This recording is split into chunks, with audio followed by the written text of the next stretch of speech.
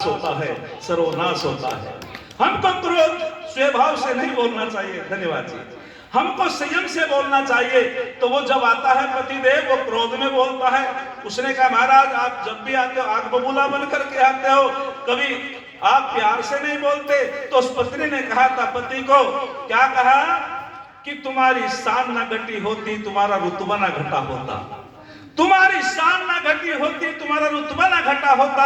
जो तुमने गुस्से में कहा एक बार हंसकर कहा होता। जो तुमने गुस्से में कहा एक बार हंसकर कहा होता। हमारे परिवार जो है टूटते जा रहे हैं, उसका कारण है कि हम जो है वाणी को ठीक प्रकार से नहीं बोलते। जब वाणी बाण बन जाती है तो महाभारत होता है, और जब वाणी में संयम होता है तो शांति की स्थापना होती है। क्यों गुरु जी, गलत तो नहीं कह रहा? वाणी का बड़ा प्रभाव पड़ता है। आगे कहा बुभुक्षिता, अर्थात जो भूखा व्यक्ति है। अच्छा, दरिद्र कौन है? को दरिद्र यस्या तृष्णा विशाला। आपने बहुत व्यक्ति देखे होंगे, दरिद्र उसे कहते हैं जिसकी तृष्णा विशाल हो जाती है। क्यों जी जिले सिंह जी? दरिद्र उसे कहा जाता है जिसकी तृष्णा बढ़ जाती है। ऐसे व्यक्ति देखे हैं, उसको भोजन तो मिल गया लेकिन नींद नहीं भरी। ऐसा व्यक्ति भी धर्म के मर्म को नहीं जान पाता। बड़ा मजा आता है इस व्याख्यान में, लेकिन ऐसे समय मोड पे मुझे भाई समय मिल गया गुरु जी की कृपा से। कभी फिर मौका मिलेगा विस्तार से चर्चा करेंगे। तो मैं सूत्र कह करके वाणी को विराम देता हूं। तो क्या कहा कि जो भूखा व्यक्ति होता है, अर्थात वो भी धर्म के मर्म को नहीं जान पाता। अच्छा, एक व्यक्ति को भूख लगी है, 3 दिन का भूखा है। हमारी संस्कृति कैसी है?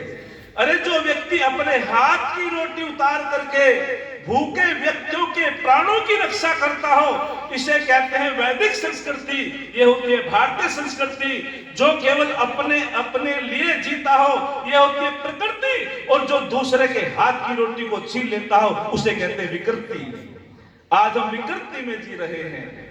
और जो दूसरे के प्राणों की रक्षा कर देता हो, ये होती है भारतीय संस्कृति, वैदिक संस्कृति। और वैदिक संस्कृति कैसी है? वैदिक संस्कृति और पाश्चात्य संस्कृति में बड़ा अंतर है। उदार चरितानां तु वसुदेव कुटुंबकम।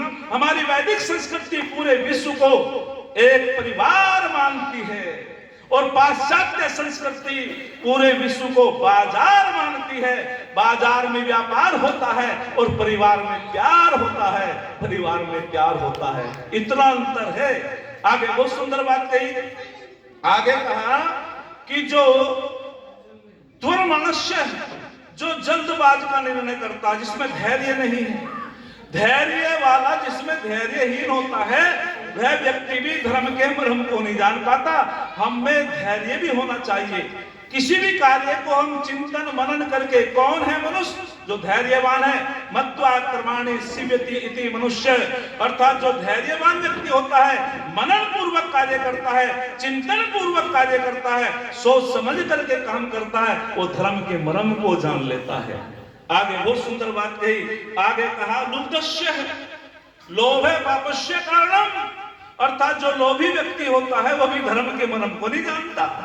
स्वार्थी दोषम न पश्यति, जो स्वार्थी होता है वो अपने दोषों को नहीं देखता बल्कि दूसरों पे दोष लगाता है। ऐसा व्यक्ति भी धर्म के मर्म को बोलो नहीं जानता। और आगे बहुत सुंदर बात कही। आगे का भीतर जो डरा हुआ है, जिसके अंदर भय बना हुआ है, वो भी धर्म के मर्म को नहीं जानता। जो नकारात्मक चिंतन वाले हैं। स्वामी क्रमवीर जी महाराज का एक बार कार्यक्रम था, आश्रम का उद्घाटन था। उन्होंने कहा कि भैया आज आना। हमने की ठीक है। हमने एक गाड़ी कर ली और उसमें गांव वाले लोग थे। हमारे एक मित्र थे, हमने बोले हाँ मैं भी चलूंगा। जब मैं बुलाने के लिए उनके पास गया, मैंने कि चलो भाई समय हो गया है। तो उसने कहा अक्षास्त्र जी एक बात तो बताओ। मैंने कि हाँ, जो गाड़ी आपने की है और उस गाड़ी में आगे चल करके कोई गड़बड़ हो जा, पहिए में पिक्चर हो जाए, तो मेरी गाय का दूध कौन निकालेगा? मैंने कि बहुत बढ़िया भैया। मैंने कि जो ये नकारात्मक सबके विचार आ जाए कसाना जी, फिर तो कोई व्यक्ति कहीं भी ना जाएगा। मैंने कहा कैसी बातें करते हो, तुम तो नकारात्मक सोच के आदमी हो। बोले जी क्या पता गड़बड़ हो जाए, इसलिए मैं तो नहीं जाता, कभी समय पे ना हो। तो ऐसा व्यक्ति भी धर्म के मर्म को बोलो नहीं जान पाता। और आगे कहा बहुत सुंदर बात कही, जो कामी होता है कामी, उल्लू को दीवान पश्यति काको नक्तम न पश्यति, ए पूर को भी कामंद दीवान नक्तम न पश्यति। उल्लू को दिन में नहीं चमकता, कौवे को रात्रि में नहीं दिखता, और जो कामांध हो जाता है ऐसे व्यक्ति को न दिन में चमकता न रात्रि में चमकता, ना उसका कोई संबंध होता ना उसका कोई रिश्ता होता। ऐसा व्यक्ति भी धर्म के मर्म को बोलो नहीं जान पाता। तो कौन जान पाता है? तो आगे कहा तस्मादेतेषु सर्वेषु न प्रसज्जेत पंडित है, अर्थात जो वेद के अनुकूल विद्वान होता है, जिसकी आत्मविश्वास बुद्धि होती है, ऐसा पंडित ही